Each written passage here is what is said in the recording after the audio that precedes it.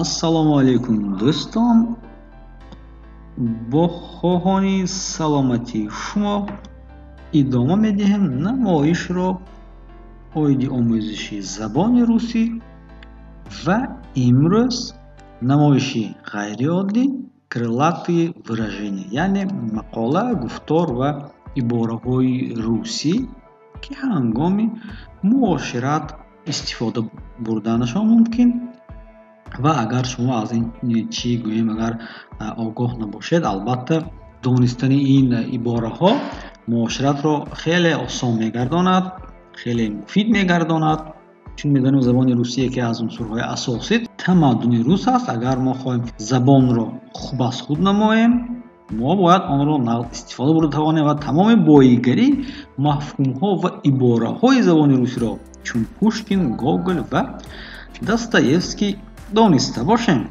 мо ба таваҷҷӯҳи шумо топи ҷолибтарин ибораҳо ё гуфторҳои забони русиро бо маъноҳои аслӣ ва ҳозираи онҳо пешниҳод менамоям.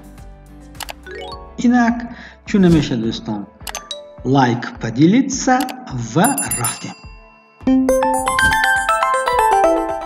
Козёл отпущения.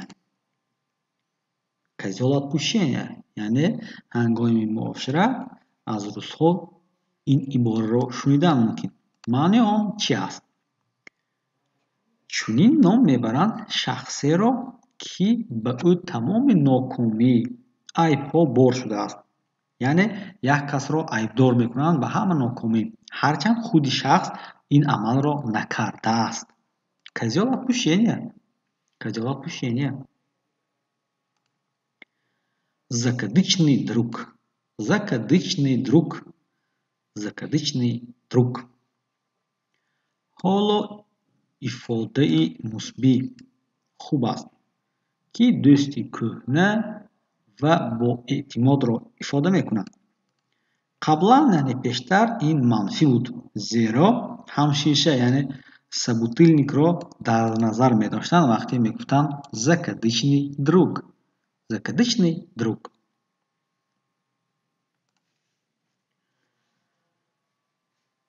Попасть в просак. Попасть в просак. Попасть в просак чӣ маъно дорад? дар ҳолати бениҳоят нороҳат ва ҳатто хатарнок қарор доштан, яъне просак ин дастгоҳи дандондоре аст, ки пашмро бо он шона мекарданд, яъне дар давраи қадим. ба он фаромадан, яъне фаромадан ба просак ё худ сӯрохи маъюб шудан мумкин, то ҳатто бедаст мондан мумкин аст. яъне попасть в просак ба ҳолати нороҳат ва хатарнок фаромадан. Попасть в просак. Злачное место. Злачное место. Злачное место. Злачное место як ибораи библиявӣ ва гуфторҳои калисо пайдо шуда биҳишт маънӣ дошт, яъне қаблан пеш дар давраи қадим. дар истифодаи имрӯза бошад, он маънои манфӣ пайдо кард. Злачное место гуфта барҳо, стрип-клуб ва дигар ҷойҳои бемаъниро ифода менамояд. Злачное место, яъне касе шуморо ба злачное место даъват намояд, албатта набояд ба он ҷо равед. Дойти до ручки. Дойти до ручки. тамоман ғарқи ғамҳои зиндагӣ шудан. намуди зоҳирии инсон ва малакҳои иҷтимоиро гум кардан. Дойти до ручки. Дойти до ручки яъне шумо метавонед ҳатто бисёр аз кор хаста шавед, вақте бедам кор мекунед ва гуфти русҳо дойти до ручки. Дойти до ручки. бо диққат ба ин калима аҳамият диҳед. Опростоволоситься. Опростоволоситься. ба ҳолати нороҳаткунанда ва аксар вақт шармовар, шармандаӣ фаромадан. яъне дар ҳолате ки шуморо гӯем дар пеши мардум нороҳат мекунад, яъне шарманда мекунад. Опростоволосица. баъзеҳо мегӯянд опозориться, позор шудааст. Я его раскусил. Я его раскусил. яъне фаҳмидани, диқтара фаҳмидан ки он шахс, яъне дигар шахс чӣ гуна одам аст. яъне як кас бо шумо муомила мекунад, гӯем як амалҳо мекунад, лекин дар асл нияти дигар дорад. гӯем худро барои шумо хуб мекунад, лекин бо фикрҳои ганда.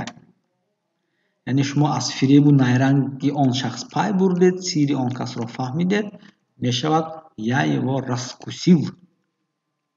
ифода аз он давраҳое омадааст ки тангаҳои аз металлҳои қиматбаҳо истифода мешуданд. дар хотир агар дар филмҳо дида бошед, тангаҳоро дар филмҳои қадимӣ тангаҳоро мегирифтанду мегазиданд ва агар он аслӣ набошад, бо ҳамун изи дандон мефаҳмиданд, яъне газида, яъне раскусид, ман туро фаҳмидам, ана акнун ман туя фаҳмидаам мегӯянд, чун дар забони тоҷикӣ. Я его раскусил. Зарыть талант в землю. Зарыть талант в землю. ин маънои онро дорад ки қобилият, яъне истеъдоди худододро истифода набаред ё инкишоф надиҳед, яъне аз болои худ кор накунед, рушд накунед. боз як истинод ба Библия, яъне истеъдод бузургтарин воҳиди вазн ва пулӣ дар Юнони қадим, Вавилон, Эрон ва дигар минтақаҳои Осиёи Хурд буд дар вақташ. Зарыть талант в землю. Довел до белого коленя. Довел до белого коленя. яъне ба дараҷаи девонагӣ, хашмгин, ғазабӣ, идоранашаванда оварда расонидан. яъне то ҳамон гӯем дараҷа кас хашмгин мешавад, хоб хашмгин, ки ҳатто худро идора карда наметавонад. он ба оҳангарӣ рабт дорад. вақте ки металлро гарм мекунед, вай вобаста ба ҳарорат гуногун медурахшад, яъне ранги ҳархела мегирад. чун инҷо омадааст довел до белого коленя. белого яъне оҳанро вақте гарм мекунед, он аввал сурх мешавад, баъд зард ва дар охир сафеди чашмгиранда мешавад. дар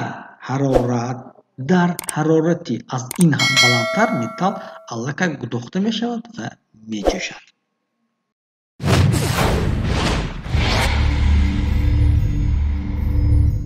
хуб дӯстон, ана ин будан якчанд мақола, гуфтор ва ибораҳое ки ҳангоми муошират бо забони русӣ истифода мешавад.